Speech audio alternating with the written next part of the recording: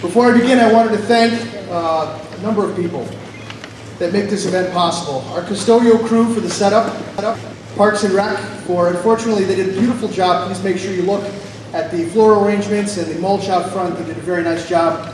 Hoping it was going to be a nice day so we could be outside, but I wanted to thank them nevertheless. Our office staff for doing the behind-the-scenes support. Mrs. Kalis' class for their creation of remembrance door tags available at the door for our guests. Mrs. Aiken's class for the heroic stars displayed in the Commons. And lastly, Ms. Sklar and Ms. Caldera for orchestrating this event.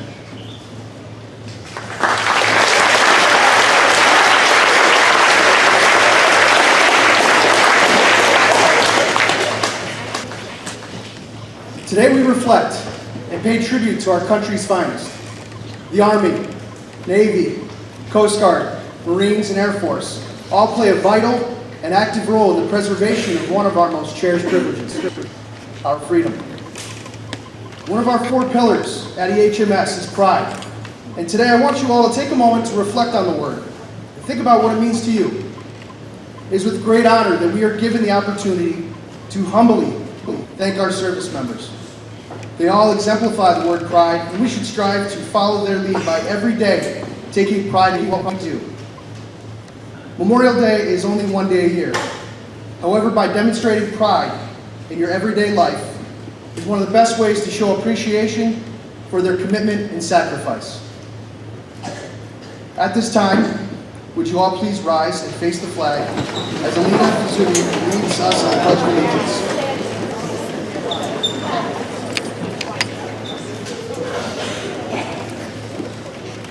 Would everyone please remove their hats and put their hand over heart and join me in saying the Pledge of Allegiance.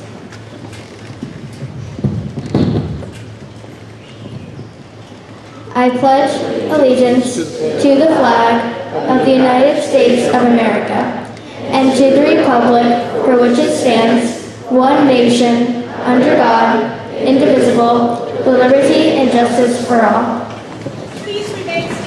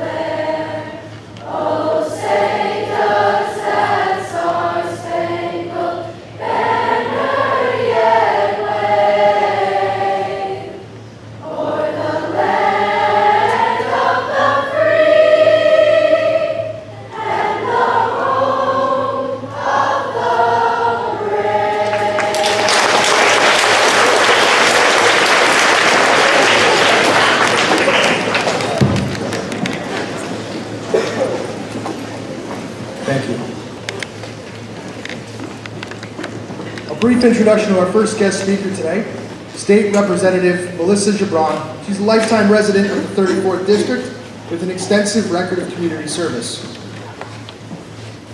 During the 2017 legislative session, she was appointed Assistant Minority Leader and continues her role as ranking member of the legislature's powerful Budget Writing Appropriations Committee. What's most notable for you folks in East Hampton is that Mrs. Gibran grew up here. So please join me in providing a warm welcome to Mrs. Melissa Gibran.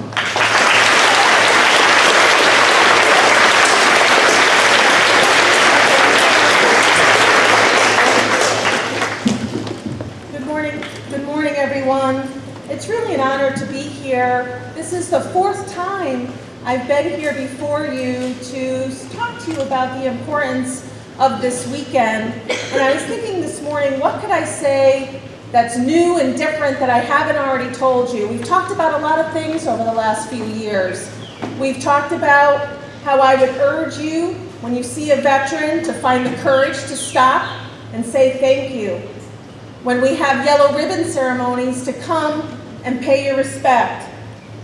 And certainly how proud I was of all of you welcoming my dear friend Everett Wright, who passed away a few years ago, when he came here and talked about his World War II service and showed pictures of him on that tank. And he was so proud, but I was prouder of how you responded to him and showed him that respect. And I hope and know that you'll continue to do that, not only this weekend, but all the time.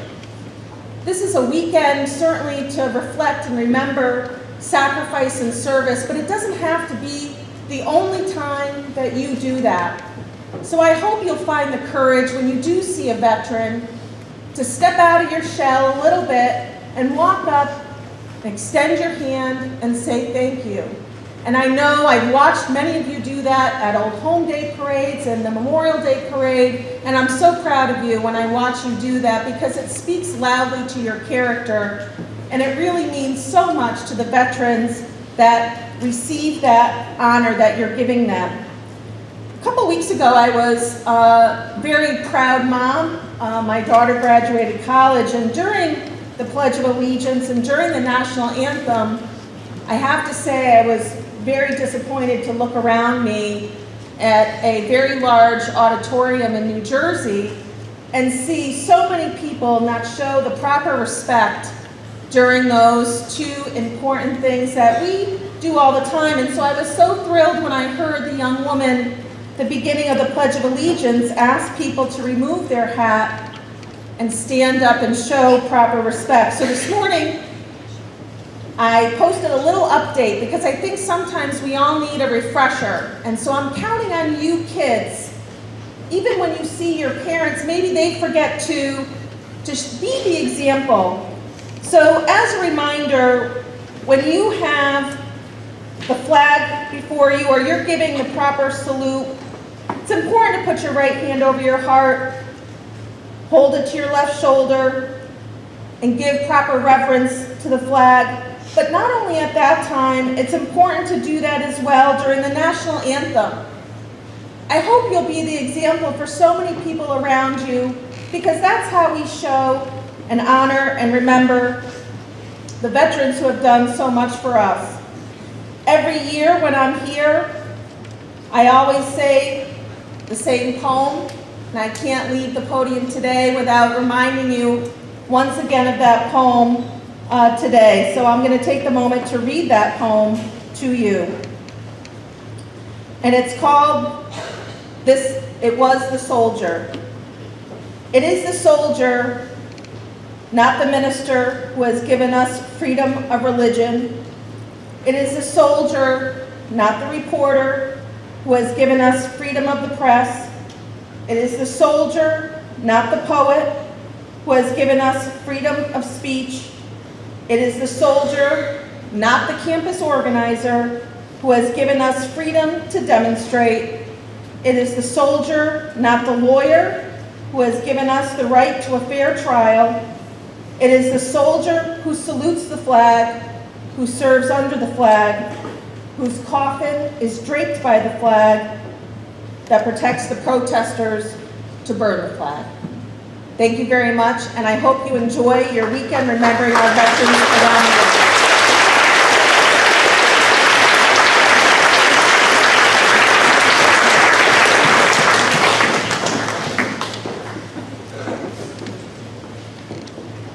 A little bit about our next guest speaker, Mr. Chris Goff. He has been an integral part of the inner workings of the town of East Hampton. He has been involved with town politics for over 17 years.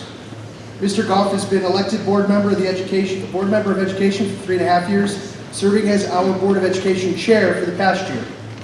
Mr. Goff has 3 children, and one of the reasons why I asked him to come and speak with us today is his oldest son, Brandon, is currently serving in the Navy and is stationed in Washington State. Please join me in giving Mr. Goff, our board chair, a warm welcome.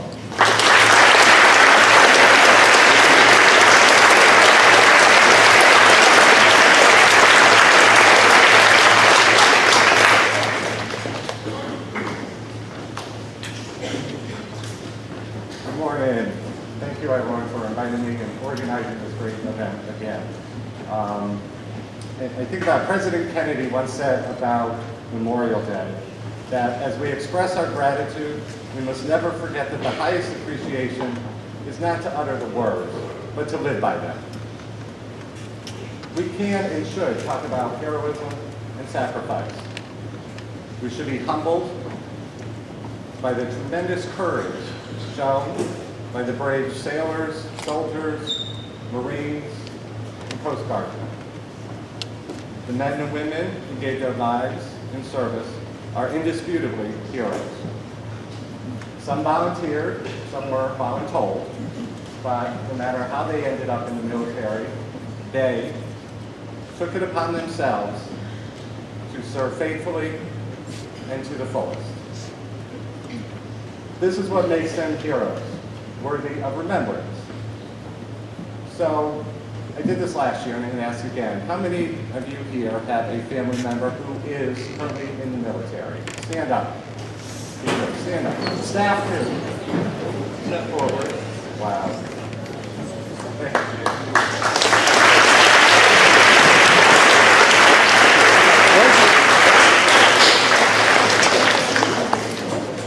As Mr. Raymond said, I have a son who's in the Navy, and last month I had a chance to go visit him up in Washington. Quite an experience, eye-opener. I got to meet some of his crew members and got security clearance to go onto his submarine, which was quite an experience. But afterwards, I had the honor of meeting the chief of the boat. This is the man who is in charge of the boat and the 200-plus crewmen that are on it. A little intimidating. The big man from Ohio, he was a farmer, and he had to tell me a story that the last time they went out on a patrol, the boat had surfaced and everyone had a chance to get up on top of the boat and get some fresh air and some sunlight.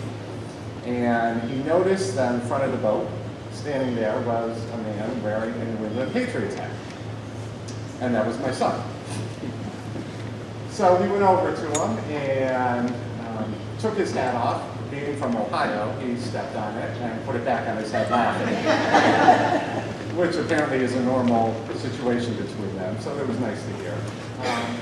And my son said to him, looked at him and said, "Chief, this is the best day of my life. I'm 19 years old. I'm looking out at the coast of Hawaii, standing on top of a nuclear submarine."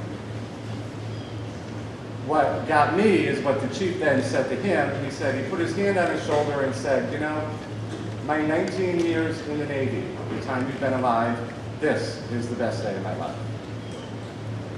So, meeting the chief and hearing that story gets me going here.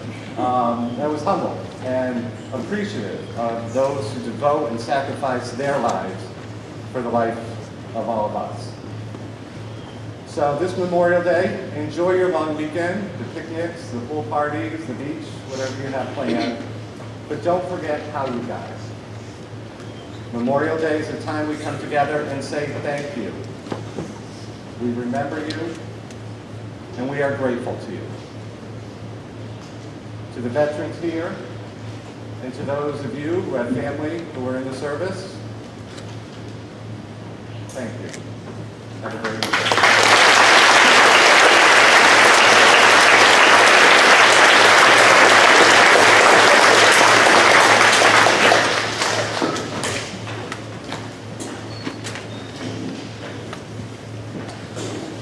Our last guest this morning, I'm honored to have with us and privileged to announce.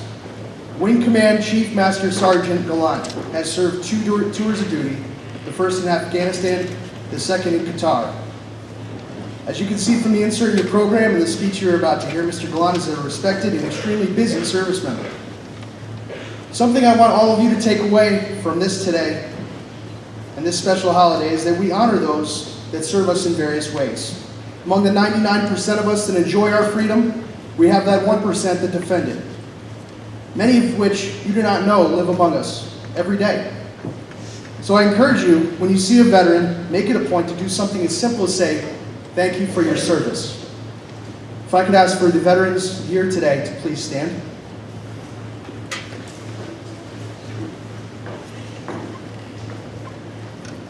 Thank you all for your service.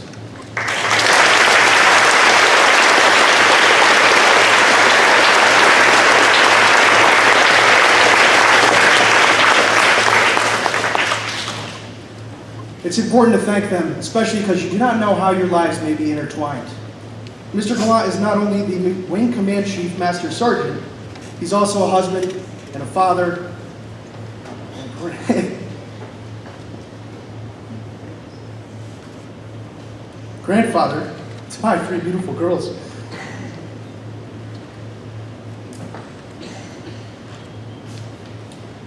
I've been fortunate enough to know Mr. Gallant for over 20 years. 10 of which is my father-in-law, and hopefully we'll keep that going this July. I want to thank you as a citizen for your service and as a son-in-law for your selfless devotion to our family. Your 40 years of service will be coming to an end this July. Please join me in welcoming my father-in-law, Wing Command Chief Master Sergeant Robert Klein.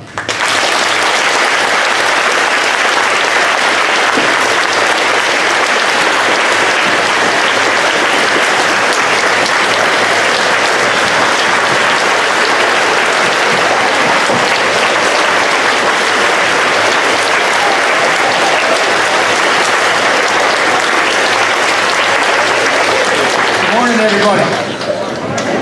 Good morning, everybody. Go. How's everyone doing today? Good. First of all, I want to thank Jason for inviting me here today. This is a privilege, right? That's Taylor's word. And an honor to be here. Absolutely. And I get the opportunities to speak to schools or to young individuals. I always take that opportunity. Secondly, I want to thank our veterans for being here as well. That's awesome. The more I see you hanging around, the better off we are.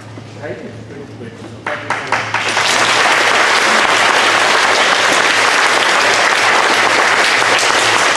There's just one little mistake in my bio here is that I am now the state command chief for the state of Connecticut. So I am now the highest enlisted in the Air Force for the state of Connecticut. Only for another 2 weeks though, because I'm retiring after 41 years.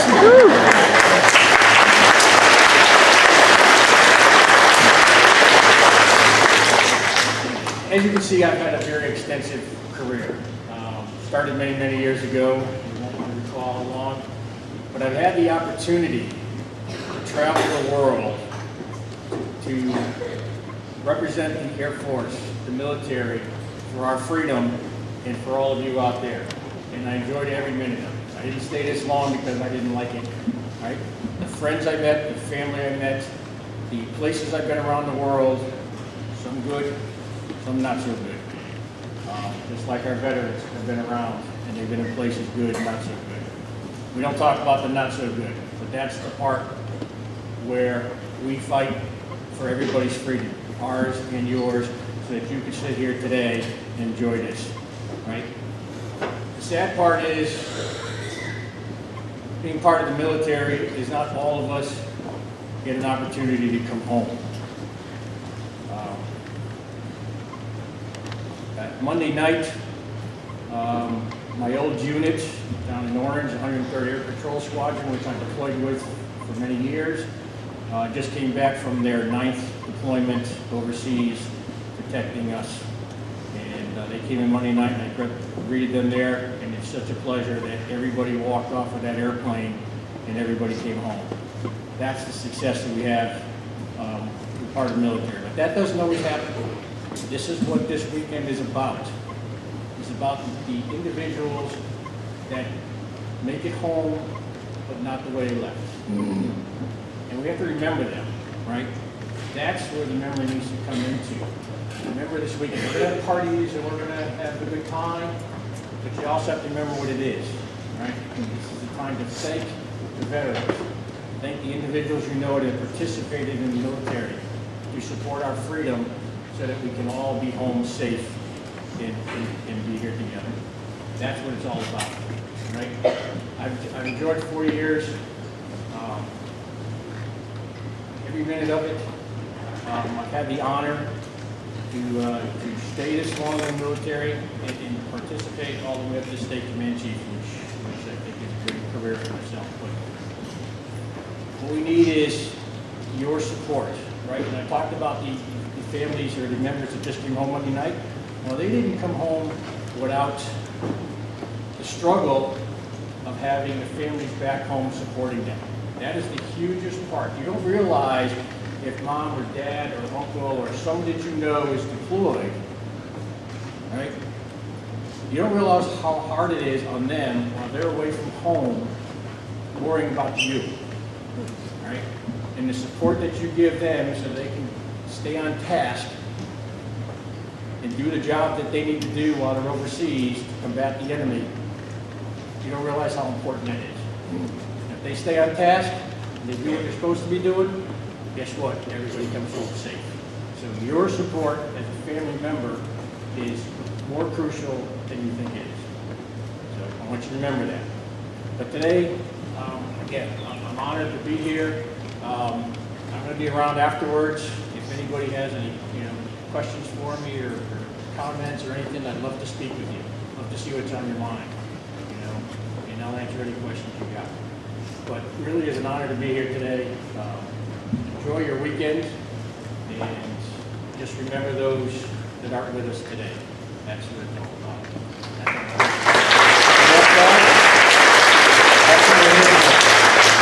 That's what we do.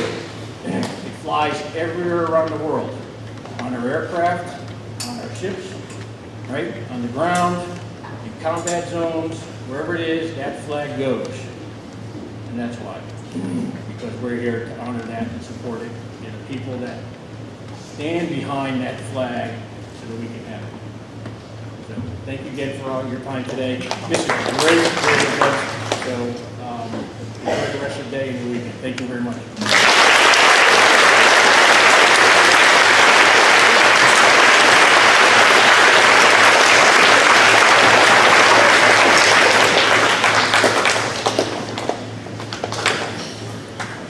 Thank you very much. Now we will enjoy a patriotic melody conducted by Mr. Shalansky and played by the EHMS Jazz Band.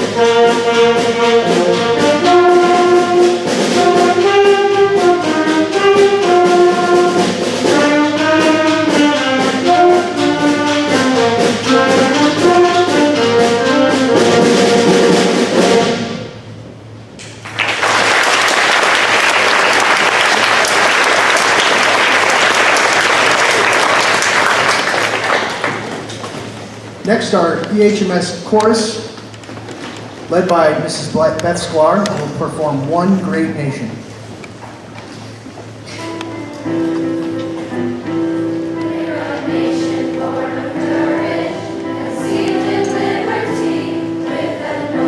Proposition.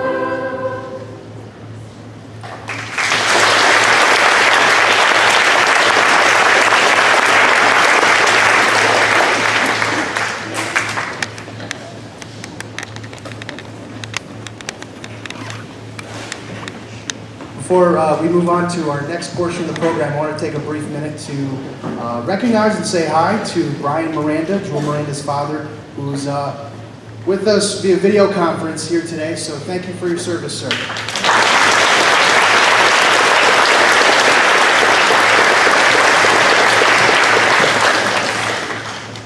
Next, the VFW Ladies Auxiliary of Post 5059, Miss Lori Allen and Miss Judy Barnes will come and present the Patriots Pen essays.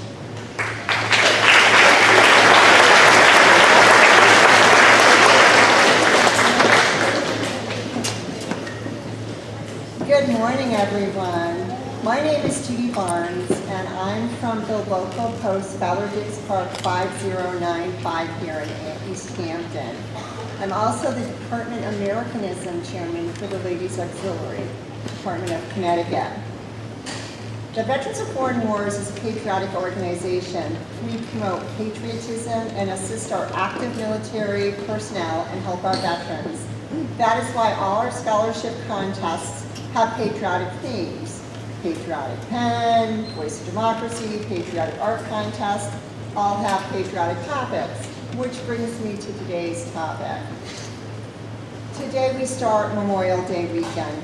It is a time when we remember those individuals that are serving or have served our nation. We attend parades. We salute our flag as it passes. Our flag has 13 stripes, alternating red and white, with a union of 50 stars and a field of blue. The colors symbolize the patriotic ideas and spiritual qualities of the citizens of our country. The red stripes proclaim the fearless courage and integrity of American men and women. The white stripes stand for liberty and equality for all. The blue is the blue of heaven, loyalty and faith. The 50 stars represent the 50 states. The flag represents liberty, justice, and humanity. It stands for freedom, freedom of speech, religion, assembly, the press, and the sanctuary of the home. The flag is a living symbol of our nation's laws, the Constitution of the United States, the Bills of Rights. The flag has its own public law, 829, which tells us the correct use and display of the flag for all occasions and situations. I brought a shorter version for you today, and I gave it to the office. We have Flag Day, June 14th, to honor the flag's birthday. The flag symbolizes the liberty purchased with the efforts, blood, and sorrow of many. So when you see the flag pass you in the Memorial Day parade, please stand and salute all those that have gone before you. Salute the men, women, perhaps your own family members that fought for our freedoms and liberties. Thank you for respecting and honoring the memory of our veterans.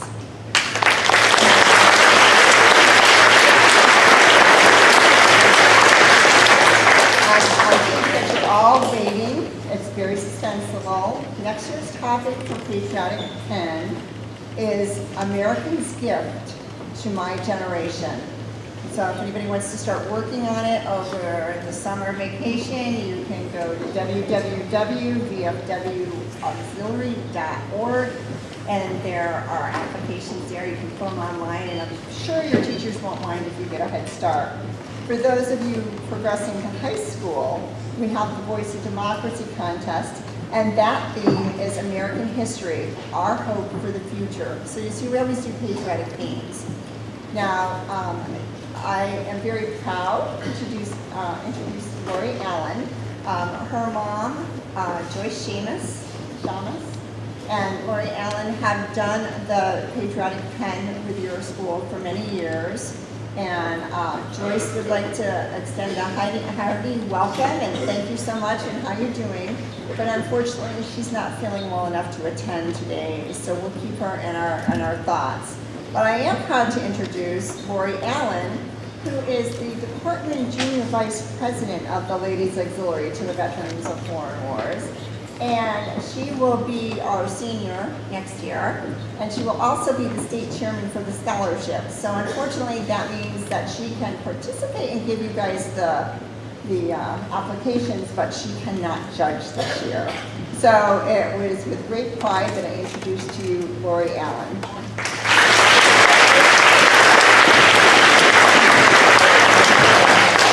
Good morning, East Hamptonians. I'm a life member of East Hampton, the greatest schools in the state of Connecticut. Notice that I had a past department president speak for me. I'm not a speaker, so I delegate. Let's get down to the essay winners now, and I'm really, really proud of all of you. I read all the essays. I mean, these are judged unbiasedly, not by VFW members, and your names are not on, per se, on the essay at the time they're read, okay? And there was just under 100 essays, so it was quite a day.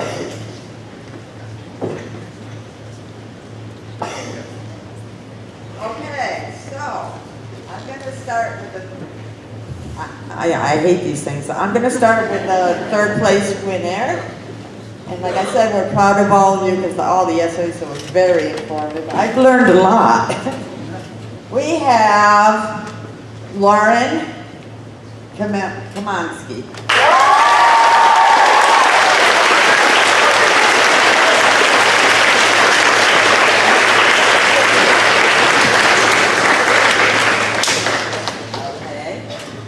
Second place winner is Julian Minnick.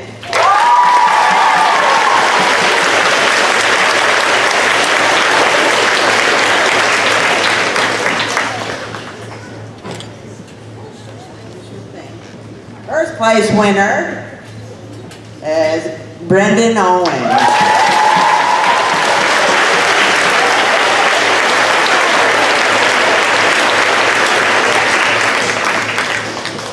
Brendan will be reading his essay for you.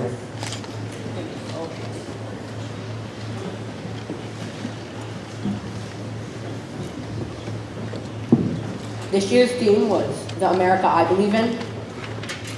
Here are my essays. The America I believe in is free. The America I believe in is safe. Everyone should be treated equally and fairly in our nation. I thank our past leaders for keeping us safe and united. Our rights are clearly stated in the Constitution, and everyone has the privilege of life, liberty, and the pursuit of happiness. America has been kept this way through the brave Americans that have sacrificed their lives for us to keep our freedom.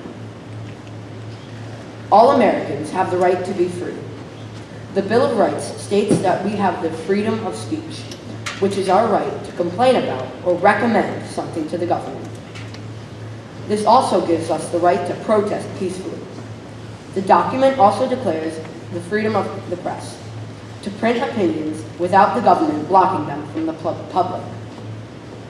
In many countries, citizens and journalists are imprisoned for stating their opinions against the government. Safety is the most important necessity. Our government achieves this in many different ways. For example, the government enforces laws to protect us from a corrupt government and other people. They also protect us from other countries with our military. These brave soldiers protect us from international threats like terrorists and other countries. We also have another layer of protection to protect us from each other, the police. Through the laws, the military, and the police, we are all kept from danger. Equality is a key component in cooperating with each other, no matter your race, gender, or social level in America. Wherever you come from, you have the right to be treated like any other person. Although we still have problems with acceptance of gender and race, we are working toward equality. Today, there are more women working jobs that only men could do. Unfortunately, there is still segregation between the wealthy and the less fortunate. In the end, we all still have the same constitutional rights. Thank you to our founding fathers who wrote a constitution that protects us and gives all Americans equal rights and a voice. As Thomas Jefferson envisioned, our nation allows us a chance at life, liberty, and the pursuit of happiness. As our country has grown, we have tried to stay true to these ideals. The America I believe in is free. The America I believe in is safe. In the America I believe in, we are all equal. Thank you.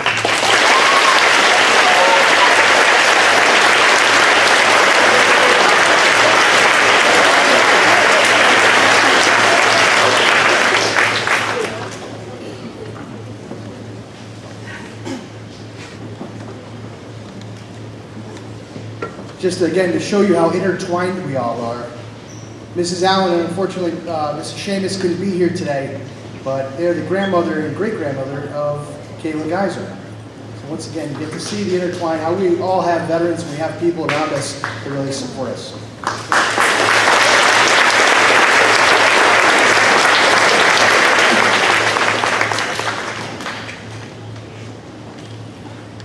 Now, if I could please have Angela Mercaldi and Julia Minnick please come up to share some patriotic poems. They are our EHMS 2016-17 Scholar Leaders.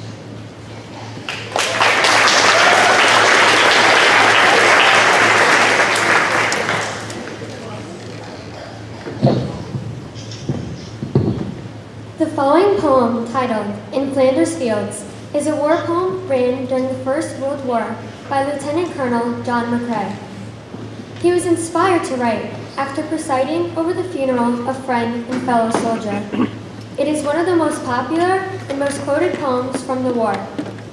Its references to the red poppies that grew over the graves of fallen soldiers resulted in the remembrance poppy becoming one of the world's most recognized memorial symbols for soldiers who have died in conflict. The poem and poppy are prominent Memorial Day symbols. In Flanders Fields. In Flanders Fields, the poppies glow, between the crosses, row on row, that mark our place, and in the sky, the larks still bravely, singing fly, scars heard amid the guns below. We are the dead, short days ago. We lived, felt dawn, saw sunset glow, loved and were loved, and now we lie in Flanders Fields. Take up our quarrel with the foe, to you from failing hands we throw. The torch be yours to hold it high. If ye break faith with us who die, we shall not sleep though poppies grow in Flanders Fields.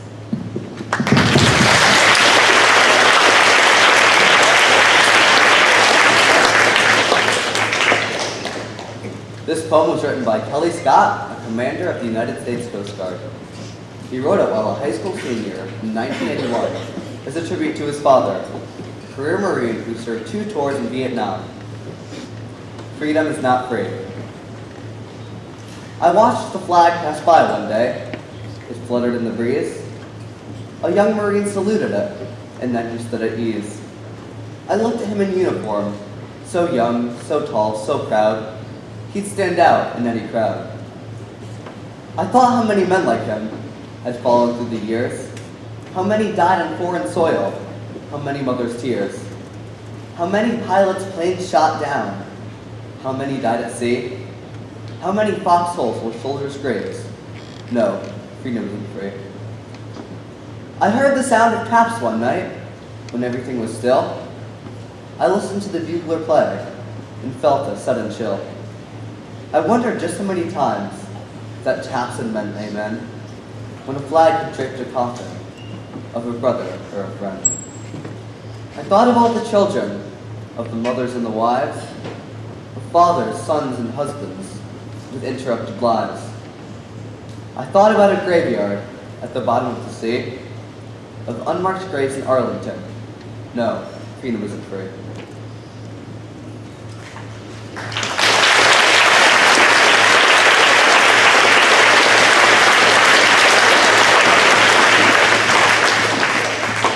Thank you. Now, Mary Rainville and Alex Nikoloff will recite The Unknown Soldier.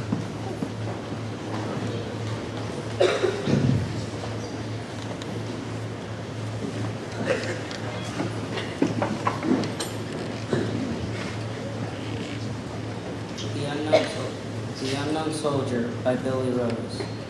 There's a graveyard near the White House where the unknown soldier lies, and the flowers there are sprinkled with the tears from mother's eyes. I stood there not so long ago with roses for the grave, and suddenly I heard a voice speak from out the grave.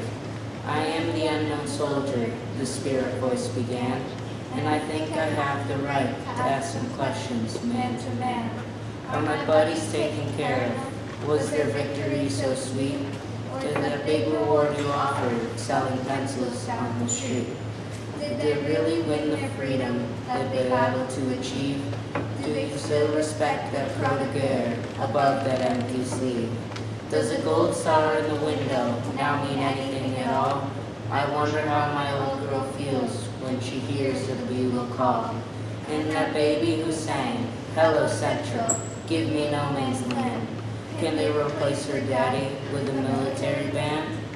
I wonder if the profiteers have satisfied their greed. I wonder if a soldier's mother ever is in need. I wonder if the kings who planned it all are really satisfied. They played their game of checkers and 11 million died. I am the unknown soldier, and maybe I died in vain. But if I were alive and my country called, I'd do it all over again.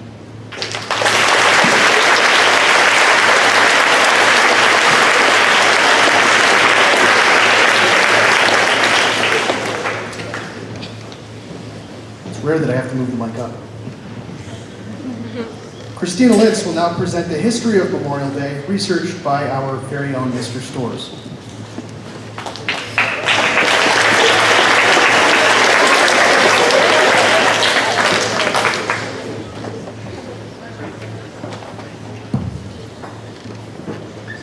A history of Memorial Day.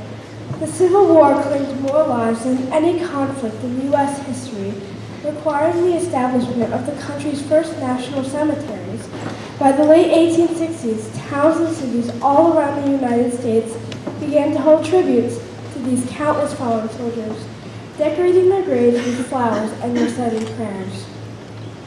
In 1966, the federal government declared Waterloo, New York, the official birthplace of Memorial Day because it hosted an annual community-wide event during which businesses closed and residents decorated the graves of soldiers with flowers and flags. The date, May 30th, was chosen because it wasn't the anniversary of any particular battle. On the first national observance of this holiday, General James Garfield, who would later serve as president, made a speech at Arlington National Cemetery, and 5,000 participants decorated the graves of the 20,000 Union and Confederate soldiers buried there. Many states held similar events and repeated the tradition in the following years. Memorial Day originally honored only those lost while fighting in the Civil War. During World War I, the holiday evolved to commemorate American military personnel who died in all wars.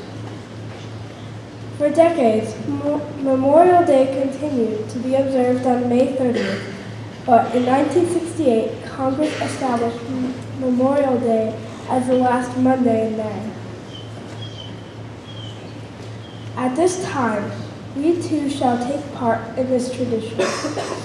Mrs. Demir will place flowers and a flag on the memorial plaque of one of our own fallen soldiers, U.S. Coast Guard, Senior Petty Officer and longtime social studies teacher, Robert Hodgson. Let us observe a moment of silence to remember him and remember those who have served and fallen in defense of our country and defense of our liberty.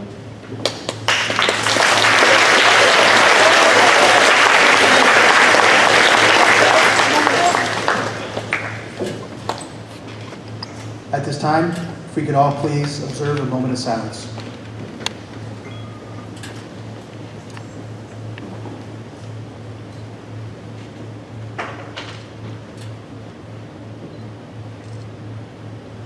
Thank you. Taps is a time-honored tradition played at dusk military funerals, and flag ceremonies. Today, playing taps in honor of our armed service men and women, we have Georgia Jump and Noel Lavender.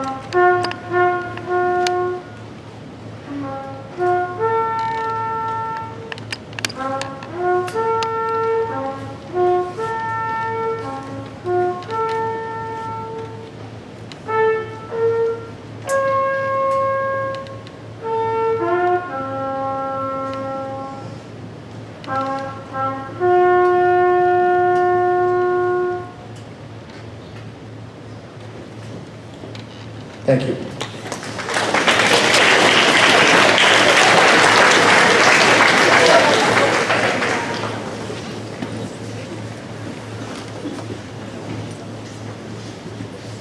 In closing, I have a short story for you. The image of a grieving mother reading a book, corduroy, at the gravesite of her son killed in the Iraq War, moved a young man named Jake to action. It was January 2011, and Jake was an 8-year-old watching the Oprah Winfrey Show. Oprah's guests that day were Michelle Obama and Dr. Jill Biden.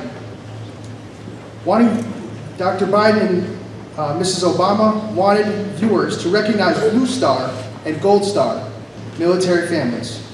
Jake learned that a Blue Star signified a family member who was serving in the armed forces, and Gold Star signified that a loved one had died defending our nation. Mrs. Obama and Dr. Biden were joined by Teresa Archiacole, the mother whose heart-wrenching image weighed heavily in Jake's mind. While just in 3rd grade at the time, Jake immediately went into action and designed a star decal to put on cars. He sold that in person and on his website, and Stars for Cars was born. All the proceeds went to the United Service Organizations of Metropolitan New York. To date, more than $20,000 has been raised, but Jake will quickly explain to you that the project is not about raising money, but it's about raising awareness. Jake reached out to school districts around the nation asking for the following 3 holiday announcements to be a part of every Patriots Day, Veterans Day, and Memorial Day. So in closing, we take this time to remember our Blue Star and Gold Star military families and thank them for their service, sacrifice, and generosity. We want them to know that they are a part of our community. Thank you.